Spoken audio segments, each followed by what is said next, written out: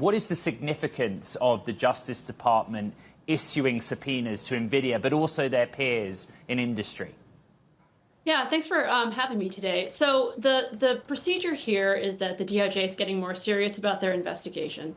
They're looking to hear from Nvidia about their sales practices, about their industry, and they're probably looking at their peers, not because their peers are in trouble, but more because they want to hear about their experience in competing with and buying from Nvidia. And this is all, a ramp up to a potential lawsuit, I think is the idea behind these subpoenas. Can you go into precedents, Rebecca, of making it hard to switch suppliers or perhaps pushing customers for exclusive deals?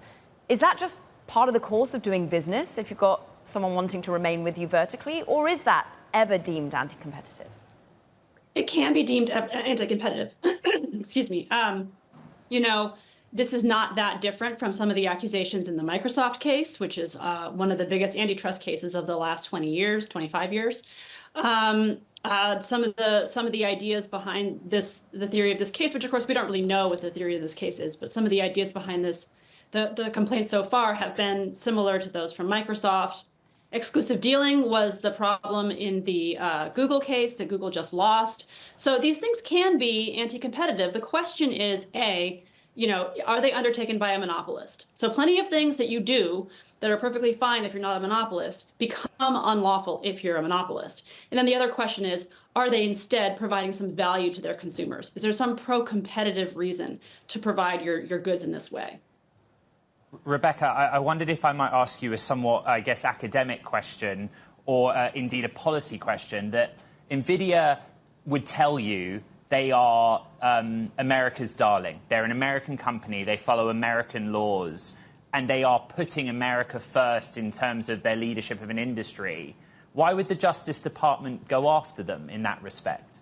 Yeah, so why would we kill our golden goose, Exactly so, yeah. So part of the point here is that we're not trying to kill anything. We are trying to make this market, which is obviously crucial for the AI race. It's crucial for America's sort of, financial world leader status.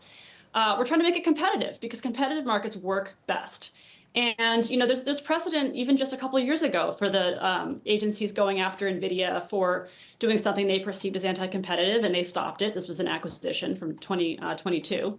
And Nvidia went on to do all that it's done over the last 2 years. I think that's the idea. It's that we can't expect companies to self-regulate. We want them to be innovative. We want them to work hard. And yes, we love the success that Nvidia has had. Go out and do more. But we have to create the competitive environment for those incentives to work properly. And I'm sure AMD, Intel would love to feel that they can be an also-ran a little bit more than they're currently deemed by the market. But Rebecca, when this sort of policy action, if we do get a formal investigation, at the moment we understand it's just subpoenas, it's just the groundswork. If something does occur, how much of a distraction does it end up being for businesses? At the moment, we have a problem of demand outstripping supply. So that's true. And, the legal stuff is definitely a distraction.